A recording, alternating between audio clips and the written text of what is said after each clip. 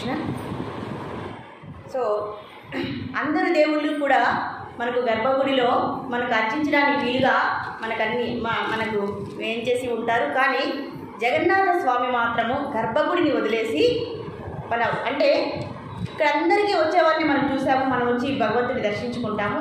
కానీ ఆ దర్శన భాగ్యం లేని వాళ్ళకు కూడా ఆ దర్శన భాగ్యాన్ని ఇవ్వాలని, అందరినీ కూడా పరిరక్షించాలని, అందరికీ కూడా తన ప్రేమను తన దర్శనాన్ని ఇవ్వాలని జగన్నాథ స్వామి అంటే ఆ మూల విగ్రహ మూర్తి అయినటువంటి ఆ నలుగురు కూడా బయటకు వచ్చి మనందరినీ కూడా మిగిలిన వారందరినీ కూడా ఆశీర్వదిస్తూ ఆయన ప్రేమను పంచుతూ చూసాం కదా. మనకు జగన్నాథ బలదేవ సుభద్ర సుదర్శనుడు ఎలా ఉంటారంటే ఇలా 2 చేతులు చాచి ఉంటారు.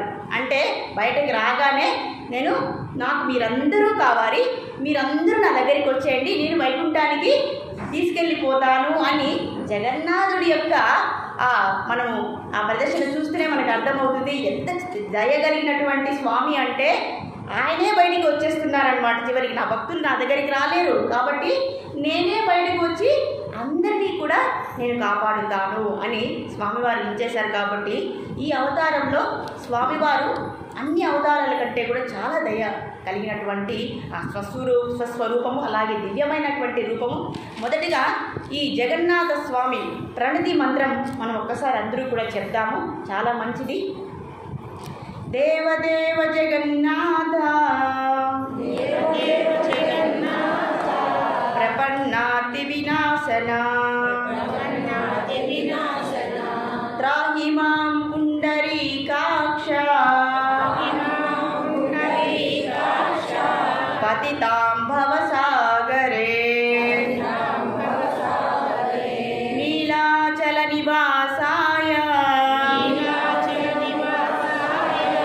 నిత్యాయ పరమాత్మనే బలభద్రా సుభద్రాభ్యాం జగన్నాథయతే నమః. ఎవరైతే స్వామివారికి ఈ ప్రణతి మంత్రంతో కొలుస్తారో స్వామివారు చాలా దయ అయిపోయి చాలా తనలో ఉన్నటువంటి ప్రేమమూర్తి కదండి ఆయన, ఆ ప్రేమనంతా మన మీద వర్షిస్తారు.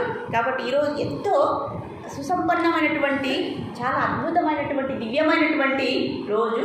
అలాగే ఈరోజు శుక్రవారం కూడా మనకు వచ్చింది కాబట్టి చాలా రథోత్సవం అనేది ఎప్పుడైతే జగన్నాథుడిని ఆ రథం మీద ఎవరైతే చూస్తారో వాళ్ళకు మళ్ళీ అంటే పునర్జన్మన విద్యతే అని మనకు శాస్త్రాలు చెప్తూ ఉన్నాయి. ఎవరైతే వీరిని రథం మీద ఒక్కసారి చూస్తారో ఆ తర్వాత వాళ్ళకి జన్మలనేవి లేకుండా భగవంతుడు ఆశీర్వదిస్తారు అని ఆ మంత్రాలు మనకు చెప్తూ వస్తున్నాయి. మొదటిగా జగన్నాథ స్వామి గురించి రోజు కొద్దిగా మనము చెప్పుకుందాము. కొద్దిగా విన్న తర్వాత మనం ఎలా భావించాలి అంటే జగన్నాథ రథయాత్రలో పూరిలో ఎలా జరుగుతుందో అక్కడికి మనం అందరూ కూడా మానసికంగా దర్శనం చేసుకోవడానికి వెళ్ళిపోవాలి. కానీ మన అదృష్టము స్వామివారు మానసికంగా మనకు కష్టం అవుతుందని చెప్పి స్వయంగా తనే ఇక్కడికి ఇచ్చేశారు అని. కాబట్టి మనము చాలా అదృష్టవంతులని మనం భావిస్తాము. ఇందులో భాగంగా మనందరికీ తెలిసిన కొన్ని విషయాలు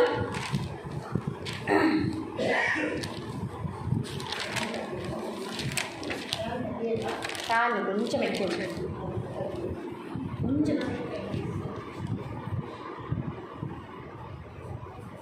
కాబట్టి ప్రతి సంవత్సరం కూడా లక్షలాది మంది ఈ రథోత్సవాన్ని ఈ మహోత్సవాన్ని కన్నులారా వీక్షించాలని చాలామంది ఎక్కడెక్కడి నుంచినో కూడా ఆ జగన్నాథ స్వామిని, ఆ బలభద్రని, సుభద్రమయ్యాని, అలాగే సుదర్శన మహారాజ్ని అందరినీ దర్శనం చేసుకోవడానికి అందరూ లక్షలాది మంది వెళ్ళి ఆ రథోత్సవంలో పాల్గొని ఆ రథాన్ని అందరూ కూడా లాగుతారు. అలా చేయడం వల్ల మనము ఒక సంవత్సరం మనం ఎంత సేవ చేస్తామో లేదా 10 సంవత్సరాలు ఎంత సేవ చేస్తామో ఫలితం వస్తుందో ఒక్కసారి స్వామివారి రథాన్ని లాగితే అంతే ఫలితము మనకు వస్తుంది అని చెప్తూ ఉంటారు. కాబట్టి ఆ కన్నులారా ఆ అద్భుతమైనటువంటి రూపాన్ని, ఆ దివ్యానుభూతిని కలిగించేటువంటి ఆ మహానుభావుని, ఆ మహాప్రభువుని మనం అందరూ కూడా దర్శనం చేసుకొని మనము ఎంతో పుణ్యతులు అవుదామని ఇక్కడ చెప్తున్నారు.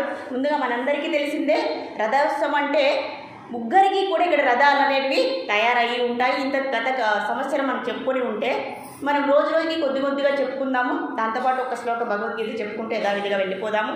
జగన్నాథ రథంని నందిఘోషము అంటారట. ఈ చక్కగా మనం విన్నామనుకోండి చాలా చాలా మంచి మనకు పుణ్యం దొరుకుతుంది అని ఇక్కడ చెప్తారు. జగన్నాథ రథాన్ని నందిఘోషము అంటారు. అలాగే ఆ రథానికి ఎన్ని చక్రాలు ఉంటాయట అంటే 18 చక్రాలు ఉంటాయంట. 18 అనగానే ఏం గుర్తుకొస్తుందండి మనకి? ఏం గుర్తుకొస్తుంది? ఆ భగవద్గీతలో ఏం గుర్తొస్తుంది మనకు? 18 అధ్యాయాలు గుర్తుకొస్తున్నాయి. మాకు అదే గుర్తుకొచ్చింది అన్నమాట. 18 అధ్యాయాలు. ఈరోజు స్నానం చేద్దామని, జలస్నానం చేద్దామని, జలశుద్ధి చేసుకుందామని ఆ నీరు తీసుకున్నామంటే అప్పుడు కూడా ఓం ఇది శ్రీమద్ భగవద్గీతాసు అంటున్నాను. గంగే యమునేచ అది మర్చిపోయాను. ఏమొస్తుందంటే ఓం ఇది శ్రీమద్ భగవద్గీతాసు అని వచ్చేస్తూ ఉందన్నమాట. చాలా సంతోషము. ఇదంతా మీ వల్లే సాధ్యం అవుతూ ఉంది. అలాగే సాయిబాబా యొక్క ఆశీస్సులతో ఇదంతా జరుగుతూ ఉంది. చాలా సంతోషం. మరి రథం యొక్క రంగు ఎలా ఉంటుందంటే ఎరుపు, పసుపు, పచ్చ. సో జగన్నాథుని రథం యొక్క రంగు ఎరుపు, పసుపు, పచ్చలో ఆయన ఉంటారు. ఆయన యొక్క రథ రక్షకుడు ఎవరయ్యా అంటే గరుత్మంతుడు. అవునా కదండి? విష్ణువు యొక్క రక్షకుడు ఎవరుంటారు? వాహనం ఎవరుంటారు? గరుత్మంతుడు. వాళ్ళ పేర్లు విన్నా కూడా మనకు చాలా పుణ్యం అండి.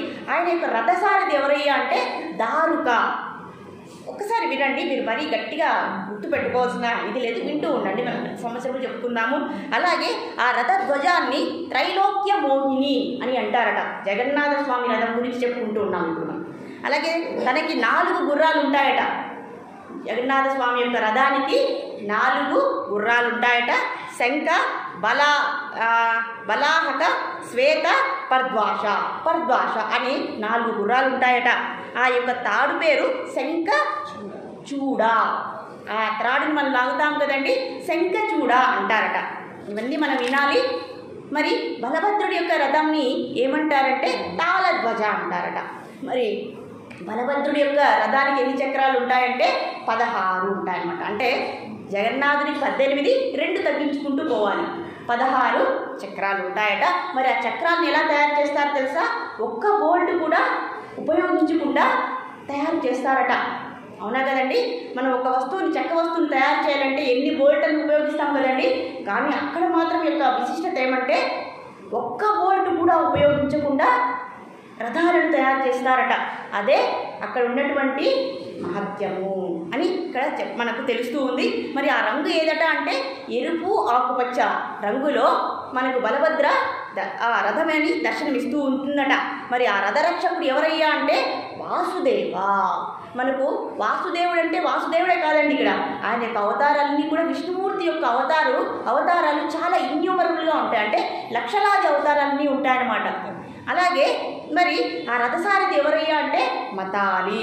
మరి ఆ జెండా పేరు ఉన్నని అంటారట. మరి ఇతని యొక్క గుర్రాల పేర్లు కూడా వేరే ఉంటాయట. అవునా అండి? ఒకే గుర్రాలు ఉందట. తిబ్ర, ఘోర, దిగుశర్మ, స్వామనవ.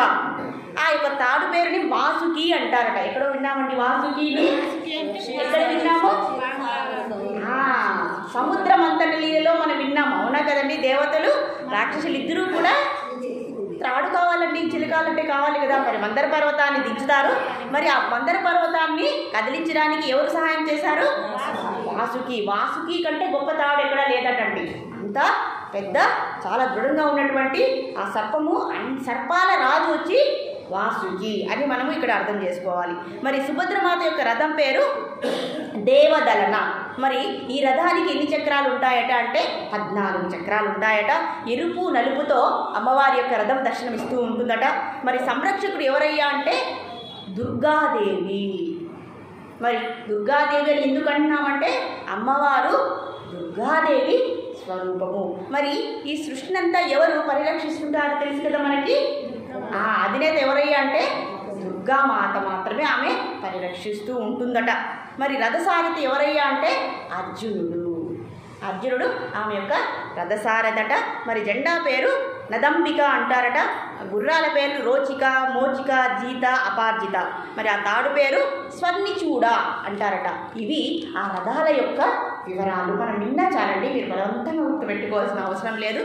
మరి ఇక్కడ జరిగినటువంటి విశేషాలు ఎక్కడ కని విని ఎరుగని రీతిలో మనకు విదితం అవుతాయట. మరి అక్కడ ఉన్నటువంటి రహస్యాలు ఇంతవరకు ఎవరు సైంటిస్టులు కూడా కనుక్కోలేనంత రహస్యాలన్నీ ఉంటాయట. మరి అవన్నీ సత్యంగా జరుగుతూ ఉంటాయట.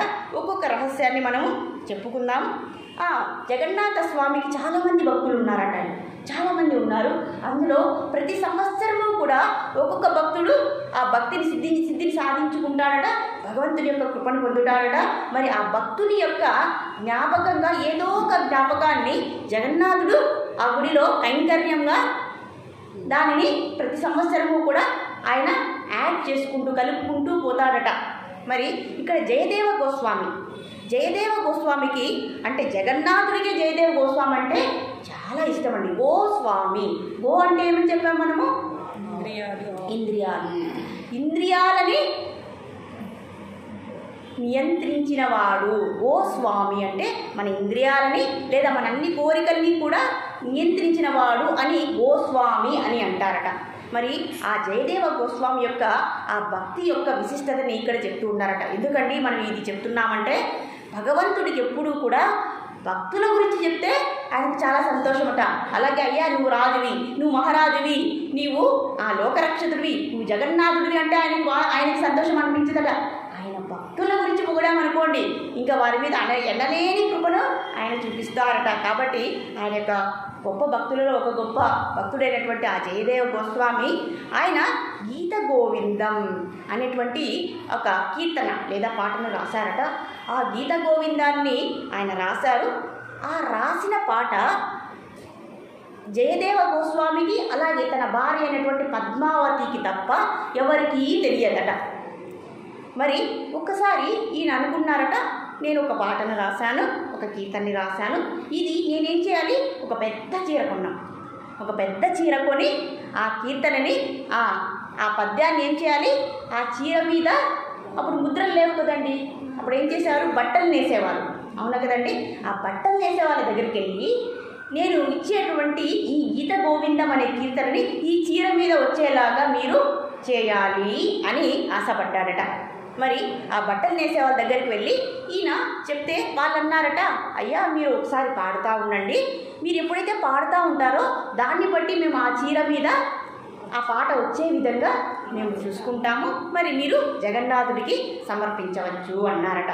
మరి సరే అని ఆ జయదేవ గోస్వామి మొదలు పెట్టాడట. ఆ గీత గోవిందాన్ని ఎలా మొదలు పెట్టాడంటే ఆయన లీనమైపోయాడట. ఈ జయదేవ గోస్వామికి భగవంతుడు ఏమేమి చేస్తున్నాడో, కృష్ణుడు ఏమేమి లీలలు చేస్తున్నారో ఆయన కళ్ళు మూసుకొని వీక్షించగలిగినటువంటి సామర్థ్యం కలిగినటువంటి గొప్ప భక్తులంట. అంటే రాధాకృష్ణ లీలలని ఆయన ధ్యానంలో ఆయన వీక్షిస్తూ ఉంటాడట. మరి ఎప్పుడైతే గీత గోవిందాన్ని పాడుతున్నాడో ఆయన సమాధిలోకి వెళ్ళిపోయాడు. అంత తన్మయత్వంతో పాడుతూ ఉన్నాడట గీత గోవిందాన్ని. భగవంతుడు వైపు వింటూ ఉన్నాడు.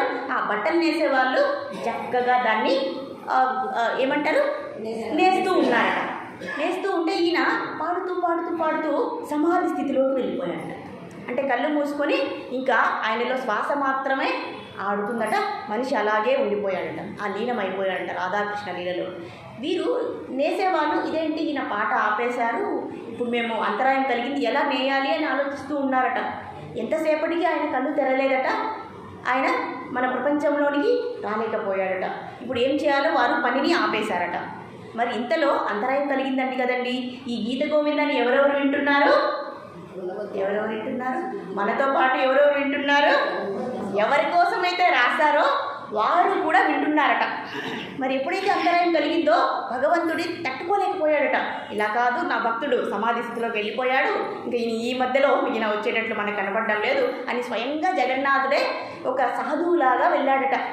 వెళ్ళి, అయ్యా నేను ఈ జయదేవుడి యొక్క అన్నని కాబట్టి నాకు కూడా ఆ పాట తెలుసు, నేను చెప్తూ ఉంటాను. ఆయన సమాధిలోకి వెళ్ళిపోయాడు లేండి, ఆయన ఎప్పుడు వస్తాడో మనకే తెలియదు, నేను చెప్తూ ఉంటాను, నేను పాడుతూ ఉంటాను, మీరు మళ్ళీ పనిని పునః ప్రారంభించండి అని చెప్పారట. వారు అంతా మొత్తం గీతాన్ని అంతా మొత్తం పాడేశారట. ఆ పెద్ద చీరలో మొత్తం ఆ గీత గోవిందాన్ని ప్రింట్ చేసేసారట. అయిపోయింది పని, ఇంకా మొత్తం పనిని ఆపేశారు. కొద్దిసేపు ఆగిన తరువాత ఈ జయదేవుడు మళ్ళీ స్మారక స్థితిలోకి వచ్చారట. వచ్చి అయ్యా నేను ఏదో వెళ్ళిపోయాను, మర్చిపోయాను, సరే ఇంకా పని మొదలు పెట్టండి అన్నారట. అయ్యా మీరు ఇలా ఉన్నారని మీ అన్నగారు వచ్చి మొత్తం పాటని పూర్తి చేశారు అన్నారట. అదేంటి, నాకు అన్న ఎవరూ లేరు, అసలు నాకు అమ్మ నాన్న లేరు, సహోదరులు లేరు, నేను దిక్కులేని వాడిని, నాకు ఉన్నది ఒక భార్య మాత్రమే పద్మావతి దేవి. నేను రాసినటువంటి ఈ కీర్తన నాకు నా భార్యకు తప్ప ఎవరికీ తెలియదే, మరి అన్న అంటే ఎవరు వచ్చారు అని ఆయన కళ్ళు మూసుకొని చూశారట. చూస్తే స్వయంగా జగన్నాథుడే వారి యొక్క అన్న రూపంలో వచ్చి మొత్తం పాటని పాడేశారట. చూడండి, దీన్ని బట్టి మనకేమర్థం అవుతుంది, మనం ఎప్పుడైతే ఇక్కడ స్వచ్ఛమైన గొప్ప భక్తితో ప్రేమతో భగవంతుని యొక్క సేవ చేయాలనుకున్నామనుకోండి, ఆ పనిని మనము కొంతలో ఆపినత అయినా కూడా భగవంతుడే వచ్చి ఆ పనిని పూర్తి చేస్తారు. కాబట్టి ఏమి చేసినా కూడా మనం ఏం చేయాలి, ఈశ్వరార్పణ బుద్ధితో అని చెప్తున్నాం కదా, మనం కనెక్ట్ చేస్తున్నాం కదా భగవద్గీతని.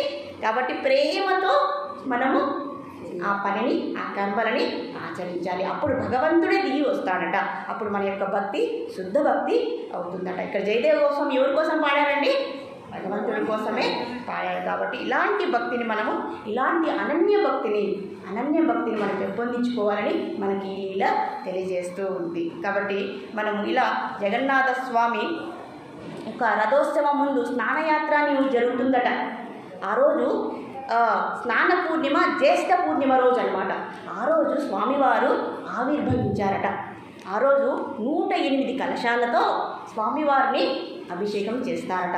అలాంటి గొప్ప మహోత్సవాన్ని మనము కన్నులారా వీక్షించాలి. మన ఇంట్లో ఒకవేళ ఉంటే మనము కూడా ఆ రోజు జ్యేష్ఠ పూర్ణిమ రోజు మనము కూడా స్వామివారికి అభిషేకం చేయవచ్చు. మేము పూరిలో చూసాము, ప్రతి ఒక్కరూ కూడా ఆ రోజు వచ్చి స్వామివారికి బిందెతో ప్రతి ఒక్కరూ స్నానం చేపిస్తారట.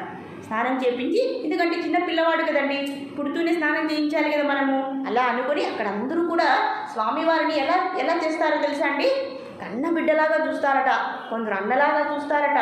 ఇలా ఒక బంధంతో స్వామివారిని కొలుస్తారట, ప్రేమిస్తారట. కాబట్టి మనము ఒక సంబంధాన్ని మనము భగవంతుడితో మనము కలుపుకోవాలి. అప్పుడు భగవంతుడు, ఇప్పుడు చూడండి, స్వామివారిని మీరు పుత్రుడు అనుకున్నారనుకోండి, పుత్రుడని సేవలు చేస్తే ఏమవుతుంది?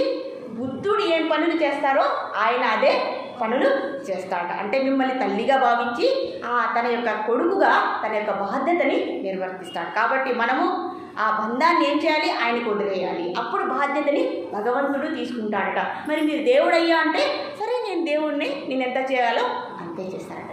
భగవంతుడికి కావాల్సింది ఒక్కటే అండి, మనకు అమూల్యమైనటువంటి స్వచ్ఛమైన ప్రేమతో మనం చేయాలని భగవద్గీతలోనూ చెప్తున్నారు, ఇక్కడ కూడా చెప్తున్నారు అని. ఇక్కడ జగన్నాథ లీలలలో ఇలా చాలా చాలా అద్భుతమైనటువంటి విశేషాలన్నీ కూడా మనకు ఉన్నాయి. అలాగే ఎప్పుడైతే స్వామి బయటికి వస్తారో, స్వామివారికి మీరు కిరీటం చూస్తే రకరకాల విచిత్రమైన పూలతో స్వామివారికి ముకుటం తయారు చేస్తారట. మీరు చూసే వీక్షించి ఉంటారు, అవునా కదండి? రథం మీద వెళ్ళే ముందు స్వామివారికి ఒక పెద్ద కిరీటం ఉంటుండండి, అవునా కదా? అది డిఫరెంట్ ఆకులు ఉంటాయి, కొన్ని పూలు ఉంటాయి, ఆకులతో పెద్ద మకుటం తయారు చేస్తారట. మరి ఎప్పుడైతే స్వామివారిని రథం మీద కూర్చోబెట్టేటప్పుడు స్వామివారు కదలరట, ఆయన ఆగిపోతారట. అప్పుడు ఒక పెద్ద పండాలు వస్తారట. వారు ఇలా కౌపీనం వేసుకొని, పెద్ద వస్త్రం వేసుకొని, గాజులన్నీ వేసుకొని, పెద్ద ఆ పూసలు దండలు వేసుకొని, ఒక పెద్ద బొట్టు పెట్టుకొని రాగానే వస్తూనే స్వామివారి యొక్క ముకుటాన్ని చింపేసి ఇసిరాట పారేస్తాడట. అయ్యా ఎందుకు ఇలా చేస్తున్నారు, అవునా కదండి అని అందరూ ఆశ్చర్యపోతారట. కానీ స్వామివారు ఈ రథం మీద ఎక్కి ఎక్కడికి వెళ్దామనుకుంటున్నారు? బృందావనం వెళ్దామని అనుకుంటున్నారట. మరి ఈ రాజు ఇక్కడ రాజుగా ఉన్నారు. మరి బృందావనంలో స్వామివారి యొక్క స్థితి ఏంటి? గోపబాలుడు. మరి గోపబాలుడిగా వెళ్ళాలా స్వామివారు? మరి మకుటం తీసుకొని పెద్ద రాజులాగా పోతే వాళ్ళందరూ ఏమనుకుంటారు అని స్వామివారు ఆ కిరీటాన్ని ముక్కలు తునగలు చేసే విధంగా ఒక పండా వచ్చి అలా చేస్తే వెంటనే స్వామివారికి సంతోషం అయిపోయి గబగబా రథాన్ని ఎక్కేస్తారట. అది తీకపోతే స్వామివారు అక్కడే ఆగిపోతారట. ఇలా ఎన్నో అద్భుతమైనటువంటి లీలల్ని స్వామివారు మనందరికీ చూపిస్తూ మనందరికీ ఎంతో ఆత్మానందాన్ని కలుగజేస్తున్నారు. ఇది ఈరోజు యొక్క మనము సమర్పించేటటువంటి ఆ పుష్పాలు ఈ విధంగా మనము స్వామివారికి సమర్పిస్తూ హరే కృష్ణ కృష్ణ కృష్ణ హరే హరే, హరే రామ రామ రామ హరే హరే. జగన్నాథ బలదేవ సుభద్రమయ్యాకి జై, సుదర్శన్ మహారాజ్కి జై. కాబట్టి మనం అక్కడికి వెళ్ళినప్పుడు సుదర్శన్ మహారాజుని కూడా చూడాలటండి. బయట మనము ఏం చేయాలి, ముందుగా స్వామివారి దర్శనం చేసుకోవాలంటే మొట్టమొదటిగా సుదర్శనుణ్ణి దర్శనం చేసుకుంటేనే ఆ దర్శనం అనేది పరిపూర్ణం అవుతూ ఉందట అని ఇక్కడ చెప్తూ ఉన్నారు. మనం యథావిధంగా మన భగవద్గీత ఒక్క శ్లోకాన్ని చెప్పుకొని ఈరోజు మనము ఈ సెషన్ని ముగిద్దాము. మనం గత శ్లోకంలో ఓం ఇది శ్రీమద్భగవద్గీతాసు ఉపనిషత్సు బ్రహ్మ విద్యాయ యోగశాస్త్రేణ శ్రీకృష్ణార్జున సంవాదే తృతీయోధ్యాయ. హరి ఓం తత్సత్. ఆచార్య గురు పరంపరాకి జై. శ్రీల ప్రభుపాద్కి జై. శ్రీమద్భగవద్గీతాకి జై. హరే కృష్ణ హరే కృష్ణ. సో గత శ్లోకంలో భగవంతుడు చెప్పినటువంటి ఉపదేశాల్లో ప్రామాణికంగా ఈ లోకంలో 4 రకాల వ్యక్తులు ఉంటారట. ప్రామాణికంగా చూస్తే వారు ఎవరు అని ఇక్కడ మనకు చెప్తూ ఉన్నారు. ప్రామాణికంగా జనాలను లేదా ప్రజలని 4 విభాగాలుగా విభజిస్తారట శాస్త్రం ప్రకారం. ఆ ఒక్క విభాగం 1 ఏంటి, 2 ఏంటి, 3 ఏంటి, 4 ఏంటి, మరి ఆ విభాగాలలో మన విభాగం ఏమిటి అని మనం ఇక్కడ పరిశీలించవలసినటువంటి సందర్భం. మరి ఆ 4 విభాగాలలో మొట్టమొదటి విభాగం ఏంటయ్యా అంటే ఇక్కడ చెప్తూ ఉన్నారు ముక్త జీవులు. మరి ముక్త జీవులు అంటే ఏంటండి? ముక్త జీవులు అంటే ముక్తిని పొందినవారు. మరి ఆ ముక్త జీవులు ఇక్కడ ఉంటారా? భూమి మీద ఉండరా? మనకు నైమిషారణ్యానికి వెళ్తే సనక సనాతన సనందన లేదా సౌనకాది మహర్షులందరూ కూడా వీరిని పక్కన పెడితే బ్రహ్మమానస పుత్రుని సౌనకాది మహర్షులందరూ కూడా మనందరి కోసం అయ్యో కలియుగం రాబోతుంది కాబట్టి ఈ కలియుగంలో జనాలకు జ్ఞానం లేదు, తత్వజ్ఞానం లేదు, అజ్ఞానంతో చాలా బాధపడుతున్నారు, దుఃఖాలతో బాధపడుతున్నారు కాబట్టి వాళ్ళందరి కోసం యజ్ఞాలు చేస్తూ ఉన్నారట. ఎవరండి? ఆ ముక్తజీవులే మనందరి కోసం నైమిషారణ్యం అనేటువంటి గొప్ప గొప్ప పవిత్రమైనటువంటి ప్రదేశాల్లో సిద్ధులు సిద్ధపురుషులు మనందరి కోసం ప్రార్థనలు చేస్తూ ఉన్నారట. ఈ విషయం మనకు విదితమైన ఎప్పుడైనా మనకు ఇది తెలియదు. కానీ వారు ముక్తజీవులు కాబట్టి మనం అందరూ కష్టాల్లో ఉన్నాం కాబట్టి మన కోసం వాళ్ళందరూ కూడా ప్రార్థనలు చేస్తూ ఉన్నారట. అయ్యో కలియుగం వచ్చేస్తుంది, ఇక్కడ భగవంతుడు ద్వాపరయుగంలో వెళ్ళిపోయారు, ఇంకా కలియుగం రానే వస్తుంది. ఈ కలియుగంలో అంటండి జనాలు చాలా అష్ట కష్టాలతో బాధపడుతూ ఉంటారట.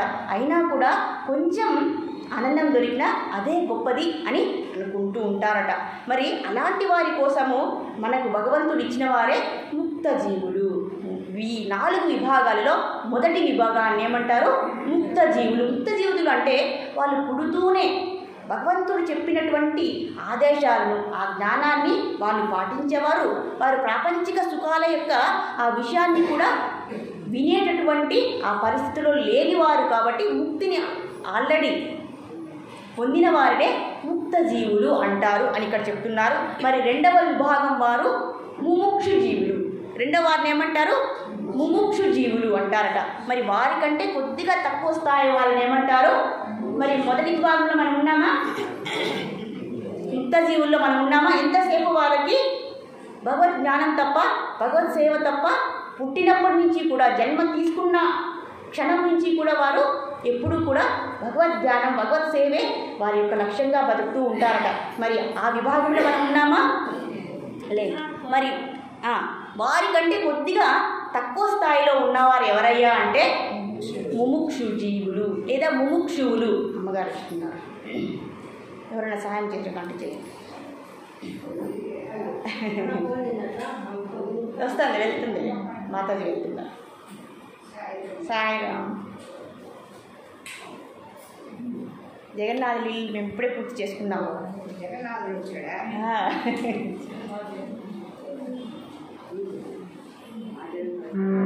మీ జగన్నాథుడు అక్కడ, మా జగన్నాథుడు ఇక్కడ, మనందరి జగన్నాథుడు, అందరి జగన్నాథుడు.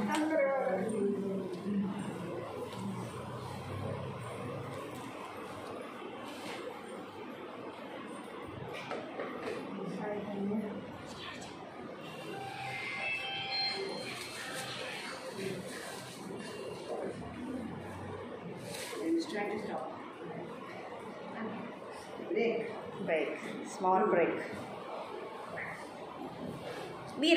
వీరు ముక్త జీవులు. సో మొదటి విభాగం వారు ఎవరు?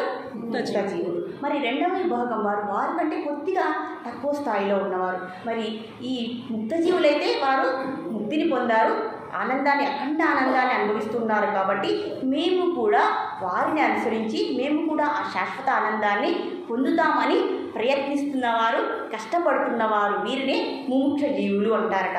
మరి ఆ ముముక్ష జీవుల కంటే కొద్దిగా తక్కువ స్థాయి ఉన్నవారు ఏమంటారట? ఆ ముముక్ష జీవులు ఎలా కష్టపడి శాశ్వతానందాన్ని లేదా తత్వజ్ఞానాన్ని పొందుతున్నారో వారులాగా మేము కూడా చాలా శ్రమించి కష్టపడి భగవంతుని యొక్క కృపను పొంది మేము కూడా ఆ శాశ్వత ఆనందాన్ని సాధిస్తాము అని సిద్ధిని పొందిన వారిని ఏమంటారట అని ఇక్కడ చెప్తూ ఉన్నారు. వారిని కూడా ముక్త జీవులు అంటారట. ముముక్ష జీవులే ముక్త జీవులు అయిపోతారట. మరి నాలుగవ విభాగం ఎవరయ్యా అంటే బద్ధ జీవులు లేదా సాధారణ జీవులు లేదా సాధారణ వ్యక్తులు. మరి మనకి అయిపోయాయి కదండి, 4 విభాగాలు అయిపోయాయి. మనం ఏ విభాగంలో ఉంటున్నాము అనేది మనము కూడా కొద్దిగా పరిశీలించుకొని మనం కూడా వారి యొక్క బద్ధకం ఉన్న వారి సో ఇక్కడ బద్ధజీవులు అంటే వివరణ ఇస్తూ ఉన్నారండి. ఈ బద్ధజీవులు వారు జన్మించినప్పటి నుంచి కూడా ఎంతసేపు నాకు ప్రాపంచిక సుఖాలు కావాలి, ఆ భోగాలు కావాలి, అన్నీ ఈ భౌతిక విషయాల కోసమే చేతులు చాచేవారిని ఏమంటారట? బద్ధజీవులు. అంటే భౌతిక సుఖం ఉంటేనే నేను బతుకుతాను, భౌతిక సుఖం లేకపోతే, ఆ ప్రాపంచిక వస్తువులు లేకపోతే నేను దుఃఖంగా ఉంటాను అని ఎంతసేపు వాటి వైపు పరిగెత్తే వారిని ఏమంటారట? సాధారణ జీవులు లేదా బద్ధజీవులు అని అంటారట. ఈ విధంగా 4 రకాలుగా ఇక్కడ ప్రపంచంలో ఉన్నటువంటి వ్యక్తులని విభాగం చేశారట భగవంతుడు. మరి ఈ నిరంతరం మనకు ఇక్కడ మనం ముక్తి జీవులు ఇచ్చాము కదా, వాళ్ళ పేరు నిత్య జీవులు అని కూడా అంటారనమాట. ముక్తి జీవులని నిత్య జీవులు అని కూడా అంటారట. నిత్య జీవులు అని ఎందుకు అన్నారంటే వారు సౌనకాది మహర్షులు, వారు ఎప్పుడు కూడా మన కోసం మనము కూడా ఈ దుఃఖంలో ఉన్నాము కాబట్టి సాధారణ జీవులు. వీరు ఇలా కష్టాలు పడకూడదని మన కోసం ఎంతసేపు నిరంతరం ఆలోచించి వీరిని ఎలా మార్చాలి అని ప్రయత్నం చేసేవారిని ఏమంటారట? నిత్య జీవులు అంటారట. ఎంతసేపు వారు మన గురించి ఆలోచిస్తూ ఉంటారట. మరి మనం ఎవరి గురించి ఆలోచిస్తూ ఉన్నాము అనేది. కాబట్టి మనం ఎంతో కష్టాలకు లోనవుతూ ఉన్నాం కదండి. మనకంటే గొప్పవారు మన మీద దయని చూపించి మనం కూడా ఆ ఆనందంలోనికి, శాశ్వత ఆనందంలోనికి వెళ్ళాలని, శాశ్వత ఆనందాన్ని పొందాలి, వీరిని ఎలా మార్చాలి, వీరిని ఎలా ఉద్ధరించాలి, ఏ విధానం చేస్తే మనం వీరిని మార్చగలము అని కొంతమంది ఈ భూమి మీద అవతరిస్తారట. వారినే నిత్య జీవులు అంటారట. అవునా కదండి, ఎంత మంచివారండి వారు.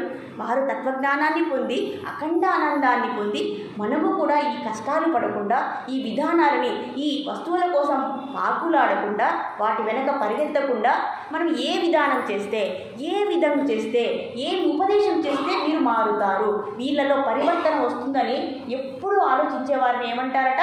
నిత్య జీవులు అంటారట. మరి వారు ఒక్కసారి ఉపదేశం చేస్తే మనం మారిపోతూ ఉన్నామా? అయినా కూడా నిత్యజీవులు ఎప్పుడు కూడా మన కోసము మనల్ని ఉద్ధరించడానికి వారు ఈ భూమి మీద ఉన్నారట. అంతే కదండి. సౌనకాది మహర్షులు వారు వెళ్ళిపోవచ్చు, కానీ వాళ్ళు మన కోసమే ఈ భూమి మీద ఉంటూ ఉన్నారట. ఎంత గొప్ప మనస్తత్వం చూడండి. అలాంటి మనస్తత్వాన్ని మనం కూడా, మనకి ఏదో మన దగ్గర ఉన్న ఏదైనా సంపదైనా మనం ఏం చేయాలి? ఇతరులకి కూడా పంచాలి. అది జ్ఞానమైన ఎటువంటి సంపదైనా. సంపద అంటే శాస్త్రీయంగా చెప్పేది జ్ఞానం మాత్రమే. మరి సంపద అనేది ఇంకొక అర్థాన్ని తీసుకెళ్ళకూడదు. ఐశ్వర్యం అంటేనే జ్ఞాన సంపద ఎవరికైతే ఉంటుందో వారినే ఐశ్వర్యవంతులు అంటారట. మరి ఈ ప్రాపంచికంగా ఐశ్వర్యవంతులు అంటే ఏమని అర్థం వస్తుంది మనకి? ఎంతసేపు ఈ శరీర సుఖాల కోసం ఆ ద్రవ్యాన్ని సంపాదించుకునే వారిని ఏమంటారట? ఈ భూమి మీద ఐశ్వర్యవంతులు అంటారట. కానీ అది శాస్త్రపరంగా సరైనటువంటి వివరణ కాదు. ఎవరైతే జ్ఞానాన్ని పొందారో వారే అసలైనటువంటి ఆత్మజ్ఞానాన్ని పొందారో వారే ఐశ్వర్యవంతులు. కనుక మనం ఈ రంగంలో మనం ఉన్నాం, ఈ విభాగంలో మనం ఉన్నామండి.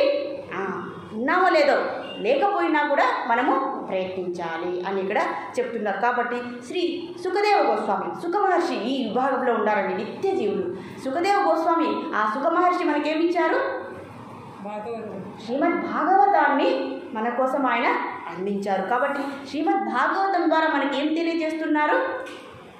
జ్ఞానాన్ని, భక్తిని, ప్రేమను, ఇలాంటి అద్భుతమైనటువంటి విషయాలన్నీ కూడా శ్రీమద్ భాగవతంలో పరమాత్మ యొక్క లీలలను, అలాగే పరమాత్మ యొక్క భక్తులు ఎలా ఆచరించారో ఆ భక్తుల ద్వారా మనకు తెలియజేశారు. కాబట్టి శ్రీ సుఖ మహర్షి, అలాగే ఈ బ్రహ్మమానస పుత్రులైనటువంటి సనక, సనాతన, సనందన, సనత్ కుమారులు వీరందరూ కూడా ఈ నిత్య జీవులు అనేటువంటి విభాగంలో వస్తూ ఉంటారట. మరి వారు ఎప్పుడు ఆలోచిస్తారట, వీరు ఏ విధానాన్ని అవలంబిస్తున్నారు, ఏ విధానంలో చెప్తే వీరు వింటారు, ఎందుకు ఇంత మొండిగా వ్యవహరించి కష్టం వైపు వెళ్తున్నారట. అయ్యా, ఒకటి మాత్రం మనం గుర్తుంచుకోవాలి, అదేంటంటే ఎటువంటి భౌతిక వస్తువైనా, ఎటువంటి భౌతిక వస్తువు ప్రాపంచిక విషయమైనా మనం పరిగెట్టామనుకోండి, దాన్ని పొందాలనుకుంటే మనకు 25% మాత్రమే సుఖం దక్కుతుందట, మరి 75% దుఃఖం ఉంటుందట. మనము ఈ 25% కోసం మనం పాకులాడుతా చేతులు చాచుతూ ఉంటామట, మరి దాని వెనక ఉండేటి ఆ దుఃఖాన్ని భరిస్తూ ఉంటామట. అవునా కదండి? మనం ఆ చిన్న తేనె చుక్క కోసము మొత్తం యొక్క ఆ విషయాన్ని మనము భరించవలసి వస్తుందట. ఇదండి ప్రాపంచిక విషయాల, భోగాల యొక్క పరిస్థితి. ఈ దుర్భరమైన పరిస్థితినే గొప్పగా అనుకుంటూ ఉంటామట. మరి అసలైనటువంటి పరిస్థితి, ఐశ్వర్య భోగం ఏంటయ్యా అంటే ఆత్మానందము, భగవదానందము. అవన్నీ కూడా మనం ఇప్పుడు చేస్తున్నాం కదండి. ఆధ్యాత్మిక కార్యక్రమాలే మనకు అసలైనటువంటి సత్కర్మాచరణ అని ఇక్కడ భగవంతుడు ఈ విధానాన్ని ఇచ్చారు. కాబట్టి ఈ అఖండ ఆనందాన్ని పొందినటువంటి ఆ ముక్త జీవులు ఎవరైతే ఉన్నారో వారు మన కోసమే, మనల్ని పరిరక్షించడానికే ఈ భూమి మీద నివసిస్తూ మనల్ని కొద్దిగా అయినా మారుస్తున్నారు కదండి. 50 మందికి చెప్తే కనీసం ఒకరైనా మారుతారు కదండి, పరివర్తన తీసుకొస్తారు కదండి. ఒక్కరైనా కూడా మారితే ఆ ఒక్కరు ఇంకొకరిని మారిస్తే కూడా మనకు ఎంతో ఫలితం వస్తుంది. కాబట్టి మనము కూడా ఇక్కడ అన్ని విషయాలు తెలుసుకుంటూ ఉన్నాము. మనం ఏం చేయాలి? మనలోనే దాచిపెట్టుకోవాలా? లేదండి. అవునా కదండి? మనకు తెలిసినటువంటి ఈ అద్భుతమైనటువంటి ఉపయోగకరమైనటువంటి ప్రయోజనకరమైనటువంటి ఈ జ్ఞానాన్ని అందరికీ ఎందుకు అందించాలి? వాళ్ళు కష్టాల నుంచి బయటకు రావాలని మనమందరూ కూడా మనము ఇప్పుడు చూడండి, మనం ఇక్కడ దాదాపు 80 క్లాసులు చెప్పామండి. మీకు గుర్తున్నదో లేదో, 80 క్లాసులు భగవద్గీత అండ్ ఇలా ఇతర విషయాలు మనం చెప్పుకున్నాం. భాగవతంలో కొన్ని విషయాలు చెప్పుకున్నాము. 80 క్లాసుల్ని పూర్తి చేశాము. మరి ఇతర భక్తులు కూడా ఇక్కడ వచ్చి చెప్పారు. కాబట్టి మీరు ఇంత జ్ఞానాన్ని చక్కగా రోజు వచ్చి వింటూ ఉన్నారు కదండి. కాబట్టి మీలో తప్పనిసరిగా ఆ పరివర్తన, ఆ జ్ఞానం అనేది మీ మనసులో అందరిలో ఉంటుంది. కాబట్టి మన యొక్క కర్తవ్యం ఏంటి? ఈ జ్ఞానాన్ని అందరికీ పంచాలి. ఎందుకయ్యా జ్ఞానాన్ని పంచాలి? అందరూ కూడా బద్ధ జీవులు కాబట్టి వాళ్ళ మీద మనం కరుణా దయతో మనం ఇలాంటి కార్యక్రమాలు ఎన్నో చివరి శ్వాస వరకు కూడా మనం ప్రయత్నించి ఇలాంటి లోక కళ్యాణమైనటువంటి ఈ అద్భుతమైనటువంటి కార్యక్రమాన్ని మనము నిర్వహించాలి. అందులో మనం పాల్గొనాలి. మనం ఆచరిస్తూ అందరికీ చూపించాలి. దానిలో మనమే ముందు ఉండాలి. మనకి ఎన్ని జబ్బులు వచ్చినా పర్వాలేదు, మనకి ఎన్ని కష్టాలు వచ్చినా పర్వాలేదు. మనం ఎలా ఉండాలి? భగవత్ సేవే మా యొక్క లక్ష్యము, ధ్యేయము అని మనము ఉంటూ ఉండాలి. అనన్యా చింతయంతోమా ఏ జనా పర్యుపాసతే తేషాం నిత్యాం యుక్తామం యోగక్షేమం మహామ్యహం. అయ్యా, మీరు నా సేవ చేస్తే, అంటే లోక కళ్యాణం చేస్తే మిమ్మల్ని నేను, మీ యొక్క యోగక్షేమాన్ని నేను చూసుకుంటానని భగవద్గీతలో పరమాత్మ మనకు ప్రామిస్ చేసేసాడు. మరి మనకెందుకండి? కాబట్టి చివరి క్షణము కూడా ఈ పనులన్నీ మనం చేసేవాళ్ళమే అండి. ఈ లౌక్యమైన పనులు, ఈ లౌక్యమైన వ్యవహారాలు నిత్యము చేస్తూ ఉంటాం. కానీ అసలైన చేయవలసినటువంటి కార్యం ఏదయ్యా ఉంది అంటే మన ఆత్మని మనం ఉద్ధరించుకొని అందరి యొక్క ఆత్మల్ని మనము కూడా ఈ సౌనకాది మహర్షులలాగా సుఖమహర్షి ఇలాంటి మహానుభావుల్ని మనము ఆచరణలోకి వాళ్ళని ఆదర్శంగా తీసుకొని మనం కూడా ఈ ఆచరణ చేయాలని ఇవన్నీ ఎవరు చెప్తూ ఉన్నారు అని మీరు ఇప్పుడు చెప్పాలి. ఎవరు చెప్తూ ఉన్నారు? చూడండి, అవునా కదండి? మనం ఎక్కడో వచ్చామో, ఎక్కడో భగవంతుడు ప్రయత్నం చేస్తూ ఉన్నాయి. ఇన్ని రకాలుగా ఉపదేశాలు స్వయంగా భగవంతుడే చేస్తూ ఉన్నారట. సముద్రంలో పెద్ద చేపలు ఉన్నాయట, సొర చేపలు, తిమింగలాలు, మరి చిన్న చేపలు కూడా ఉన్నాయట, మరి మధ్య రకం చేపలు కూడా ఉన్నాయట. అవునా కదండి. సముద్రం అంటే అన్ని రకాల జీవులు ఉంటాయట. మరి ముఖ్యంగా 3 విభాగాలు చేశారు. తిమింగలాలు ఉంటాయి, చిన్న చేపలు ఉంటాయి, మధ్య రకమైన చేపలు ఉంటాయట. మరి తిమింగలాలకు చాలా బాగా తెలుసండి. ఈ చేపలు పట్టుకునే వారు సముద్రం మధ్యలోకి వెళ్తారట. మేము ఈ మధ్య విన్నాము, కాకినాడ వెళ్ళినప్పుడు ఆ సముద్రం మధ్యలోకి కూడా వాళ్ళు వెళ్ళి ఆ పరిస్థితులన్నింటినీ తట్టుకొని అక్కడికి వెళ్ళి చేపలను పట్టుకుని వస్తారట. అందుకే అక్కడ మత్స్య సంపద అనేది ఎక్కువగా ఉందట. అక్కడికి వెళ్ళి ఆ పరిస్థితులను కూడా తట్టుకొని వారు చేపలను పట్టే కార్యక్రమంలో ఉంటారట. మరి ఆ పట్టుకునే విధానంలో ఈ తిమింగలాలకు చాలా బాగా తెలిసిపోతుందట. ఏ ప్రదేశంలో మనం ఉంటే మనము ఆ గాలానికి పట్టుబడిపోతాం. మరి ఈ చేపలు పట్టేవాళ్ళు చాలా తెలివైన వాళ్ళండి. రకరకాల ఎరలను వేస్తారట. ఆ ఎరలకు పెద్ద చేపలు పడిపోవట. ఆ పెద్ద చేపలే నిత్య జీవులు. మరి చిన్న చేపలు కూడా ఉన్నాయట. అవేం చేస్తాయి? ఏ జ్ఞానం లేనివారు కాబట్టి ఏ ఎర పడినా కూడా ఆ ఎర దగ్గరికి వెళ్ళి ఆ ఎరను ఆకర్షించుకొని ఆశపడి ఆ గాలంలో పడిపోతాయట. ఎన్ని రకాల ఎరలేసినా కూడా, అంటే అన్ని రకాల సుఖాలకు, చిన్న సుఖం వచ్చినా పెద్ద సుఖం వచ్చినా అన్నిటికీ పాకులాడతారట. అలాంటి వారినే చిన్న చేపలు అంటారట. మరి మధ్య రకం చేపలు కొద్దిగా తెలివైన వారండి. అవునా కదండి. వారు చక్కగా ఏ ప్రదేశంలో వెళ్తే మనం పట్టుబడతాం, ఏ మార్గంలో మనం వెళ్ళాలి, ఎలా ఈ ఉష్ణోగ్రతల్ని మనం తట్టుకోవాలి అని ఈ అన్ని విషయాలు కూడా పెద్ద చేపలకు తెలుసట. కనుక ఈ పెద్ద చేపలు ఏం చేస్తాయి? చిన్న చేపలకు మార్గదర్శకంగా ఉంటాయట. కానీ చిన్న చేపలు పెద్ద చేపలు చెప్పేటువంటి ఉపదేశాలని వినవట. అవునా కదండి. ఎంతమంది ఇక్కడ ఇలా వింటున్నారండి? అవునా కదండి. ఎంత సుకృతం చేయాలండి. భగవద్గీతనే ఇక్కడికి మనం వచ్చి వింటున్నామంటే మరి మనం ఏ చేపలు అనాలి అని అర్థం చేసుకోవాలి. నేనే చెప్పేస్తానండి, పెద్ద చేపలే అనాలి. అవబోతూ ఉన్నామట మనందరూ కూడా. కాబట్టి చిన్న చేపల మీద మనం ఏం చేయాలి? దయ చూపించాలి. దయ అంటే ఎలా అండి? మనం మార్చడానికి ప్రయత్నించాలి అని ఇక్కడ చెప్తూ ఉన్నారు. వారు మన మాట వినరు, కానీ మనము ప్రయత్నించాలట. ఈ విధంగా పెద్ద చేప, చిన్న చేప, మధ్య చేపలు అని ఇప్పుడు చూడండి. ఒక వైద్యుని దగ్గరికి వెళ్తాము, మన బాధలన్నీ చెప్తామట. అప్పుడు వైద్యుడు చక్కగా మన బాధలన్నీ వింటాడట. మన జబ్బుని యొక్క రోగ లక్షణాలన్నీ వింటాడట. ఎప్పుడైతే వింటూ ఉన్నాడు అనుకోండి, ఒక పేషెంట్ వచ్చాడు, అయ్యా నాకు క్యాన్సర్ వచ్చింది, నాకు ఇలా బాధగా ఉంది అని చెప్తూనే డాక్టర్ భయపడిపోతాడండి. డాక్టర్ కూడా ఆ దుఃఖాన్ని పంచుకుంటాడా? డాక్టర్ కూడా ఆ దుఃఖాన్ని తీసుకుంటాడా? తీసుకోడండి. ఎందుకంటే డాక్టర్ అనేవాడు పెద్ద చేప, డాక్టర్ అనేవాడు నిత్యజీవి, ముక్తజీవి. ఆయనకు అన్నీ తెలుసట.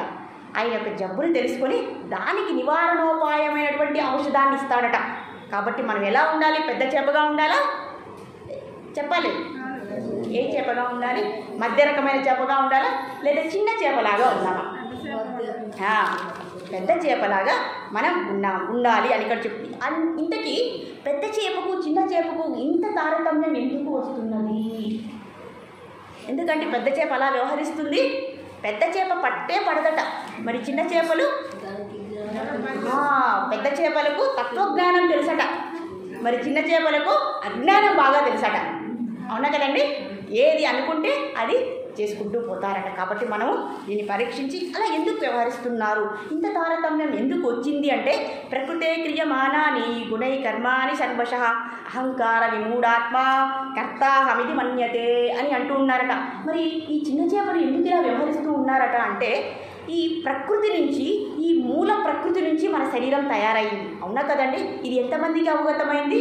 అయ్యా నీ శరీరం ఎక్కడి నుంచి వచ్చిందంటే ఏం చెప్తారండి మన సమాధానము? మా అమ్మ నాన్నల దగ్గర నుంచి వచ్చిందట అని చెప్తారట. ఇది నిజమండి. నిజమైన మాట అయితే ఎక్కడి నుంచి వస్తుంది ఈ శరీరము? పంచభూతాత్మకమైనటువంటి శరీరం కదండి. అలా వచ్చిందని తెలుసుకున్నవాడే తత్వజ్ఞాని. కాబట్టి ఈ అజ్ఞాని చిన్న చేప ఏదైతే ఉందో, లేదా బద్ధజీవులు ఎవరైతే ఉన్నారో వారు ఈ జ్ఞానం అనేది కలగకుండా ఉంటారట. అయ్యా ఆ ప్రకృతి నుంచి, మూల ప్రకృతి నుంచి వచ్చినటువంటి శరీరంతో అని అవగాహన లేకుండా, ఇది నా శరీరము, ఈ పని నేనే చేశాను, ఈ పని వల్ల లాభం నాకే రావాలి, ప్రయోజనం నాకే కావాలి, నేనే అనుభవించాలి, నేనే హక్కుదారుణ్ణి అనుకుంటాడట. ఇదే అండి మరి తత్వజ్ఞానం ఏం చేసి తత్వజ్ఞాని ఎలా ఆలోచిస్తాడు? దృఢ సంకల్పంతో ఉంటాడట. మరి అందుకే ఇక్కడ అంటున్నారు దృఢ సంకల్ప విమూఢాత్మ అని. ఇక్కడ భగవంతుడు అహంకార విమూఢాత్మ, ఆ ఫాల్స్ ఈగో అహంకారం అనేది, నేను చేశాను అనేటువంటి అహంకారం అనేది ఈ అజ్ఞానికి అంటే చిన్న చేపకి లేదా బద్ధజీవుడికి ఉంటుందట. మరి తత్వజ్ఞానికి అయ్యా ఈ శరీరము పంచభూతాత్మకనే శరీరము, అలాగే పంచభూతాలతోనే కలిసిపోతుంది కాబట్టి ప్రతి పని కూడా ప్రకృతి అనుగుణంగా జరుగుతుంది అని భావిస్తూ నేను కాదు, నేను ఈ శరీరం కాదు అని దృఢంగా నమ్మేవాడే పెద్ద చేపట, తిమింగలమట. అలాగే తత్వజ్ఞాని అట. మనం ఎవరండి? కాబట్టి దృఢ సంకల్ప విమూఢాత్మ. కాబట్టి చిన్న చేప ఎప్పుడు కూడా ఇది నా శరీరం అనుకుంటాడట. పెద్ద చేప ఇది నా శరీరం కాదు, నేను ఆత్మ శరీరం, నేను ఈ పనులు చేయడం లేదు, ఆ భగవంతుడిచ్చినటువంటి శరీరంతో ప్రతి కర్మను కూడా ఆచరిస్తున్నాను కాబట్టి ఆ భగవంతుడికి అర్పిద్దాము అని సత్కర్మలు చేసి తన మనసుని శుద్ధి చేసుకుంటూ ఉంటాడట. కాబట్టి మనము ఈ తత్వజ్ఞానాన్ని పొందే మార్గంలో ఉంటూ ఒకవేళ తత్వజ్ఞానాన్ని పొందినా కూడా ఇతరులకు అంటే అజ్ఞానులకు, అంటే అలా మనం అనకూడదు, జ్ఞానం తెలియని వారికి ఆ జ్ఞానబోధ చేస్తూ ఉండడమే ప్రధాన కర్తవ్యంగా భావిస్తూ ఇక్కడ భగవంతుడు అర్జునుడికి ఈ విధంగా కూడా ఉపదేశిస్తూ ఉన్నారు. హరే కృష్ణ కృష్ణ కృష్ణ హరే హరే, హరే రామ రామ రామ హరే హరే. జగన్నాథ బలదేవ సుభద్రమయ్య సుదర్శన్ మహారాజ్కి జై. Hare Krishna. Thank you so much. Srila ప్రభుపాద్కి జై. అనంత భక్తకోటి